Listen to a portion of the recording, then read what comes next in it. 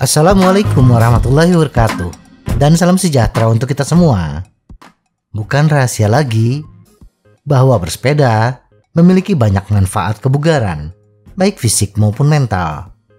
Bersepeda bisa kita lakukan seorang diri, tetapi juga bisa dilakukan bersama komunitas sepeda. Bagi yang baru bersepeda, mungkin kita bertanya-tanya, bagaimana rasanya bergabung dalam sebuah komunitas sepeda? Untuk menentukan apakah kita bergabung dalam sebuah komunitas ataukah tidak, ada banyak pro dan kontra untuk ditimbang, dan banyak argumen bagus di kedua sisi. Beberapa orang mendapatkan manfaat maksimal ketika ia bergabung bersama komunitas, tetapi ada juga yang tidak merasakan manfaat maksimal dari semua yang ditawarkan oleh komunitas. Mari kita periksa lebih teliti kedua sisi mata uang dan lihat di mana timbangan yang seimbang.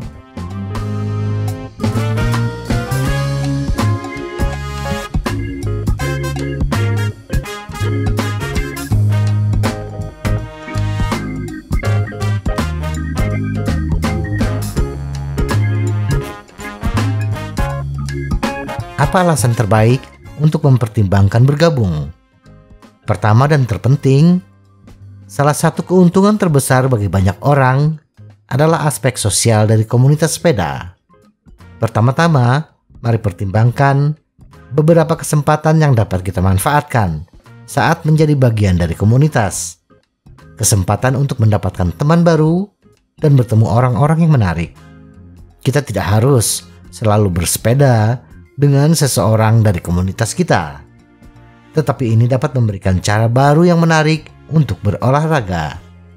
Dengan komunitas yang penuh dengan mitra potensial dan semua orang saling menyemangati, mendorong lebih keras untuk mencapai tujuan, bersepeda mulai terasa seperti kebiasaan. Selain menjalin pertemanan baru, koneksi sosial dapat mengingatkan kita tentang acara bersepeda yang menarik di daerah kita. Bagi mereka yang berjiwa kompetitif, balapan komunitas dan acara serupa dapat memberikan motivasi yang kita butuhkan. Terakhir, senang juga menjadi bagian dari kelompok yang melakukan advokasi secara lokal atas nama pesepeda. Ingin menyuarakan tentang jalur sepeda, jalur dan ruang aman untuk pesepeda. Komunitas yang aktif bisa menjadi cara terbaik untuk melakukannya. Belum lagi kita mungkin mendapatkan kemudahan lain bersama dengan keanggotaan kita, seperti diskon reparasi atau aksesoris di toko-toko lokal. Kehidupan sosial bersepeda yang semarak hanyalah permulaan. Ada beberapa manfaat fisik yang melekat pada komunitas bersepeda. Pertama, mari pertimbangkan masalah menantang diri sendiri dengan memvariasikan rute kita. Sebagian besar dari kita tidak begitu pandai menambahkan variasi ke dalam kegiatan bersepeda kita. Kebanyakan kita bersepeda di jalur yang sama dari minggu ke minggu, sehingga timbul kebosanan. Namun, dengan bersepeda bersama komunitas, kita biasanya menjalani kegiatan bersepeda yang bervariasi, baik rute maupun bentuk kegiatannya. Sebuah komunitas dapat membuka mata kita ke rute dan jalur baru dan menarik di area lokal kita dan juga di sekitarnya. Variasi ini memberi kita kesempatan untuk meningkatkan kemampuan kita dengan opsi bersepeda baru yang menantang. Dibutuhkan lapisan keterampilan tambahan di luar sekadar mengendarai sepeda dengan baik untuk bersaing dalam balapan komunitas. Ini juga membutuhkan pemahaman tentang strategi dan tentu saja dorongan kompetitif. Rekan pesepeda kita dapat dengan mudah membantu kita mencapai tingkatan baru dan mencapai tujuan yang hanya dapat kita impikan sebelumnya. Menjadi bagian dari komunitas juga dapat mendorong kita untuk bersepeda lebih sering. Ketika kita kurang motivasi, tetapi sahabat kita dari komunitas menelepon kita dan bertanya, apakah kita ingin pergi keluar? Sulit untuk mengatakan tidak. Motivasi semacam ini bisa sangat berharga untuk orang yang tepat komunitas bersepeda adalah tempat yang ideal. Apa kerugian menjadi bagian dari komunitas? Tentu saja, tidak semua orang memiliki sikap atau pola pikir yang sama untuk bisa menikmati bergabung dengan komunitas bersepeda. Ada banyak alasan mengapa seseorang mungkin tidak merasa nyaman ketika tergabung dalam sebuah komunitas. Pertama dan terpenting adalah sisi berlawanan dari koin keterlibatan sosial. Kita mungkin tidak ingin menumpang dengan orang lain. Dengan kata lain, kita tidak ingin merepotkan orang lain. Jika kebebasan bersepeda sendirian adalah salah satu daya tarik terbesar dalam bersepeda bagi kita, melepaskannya bisa menjadi masalah besar. Ini juga dapat membatasi kemampuan kita untuk bersepeda kapanpun dan dimanapun kita mau.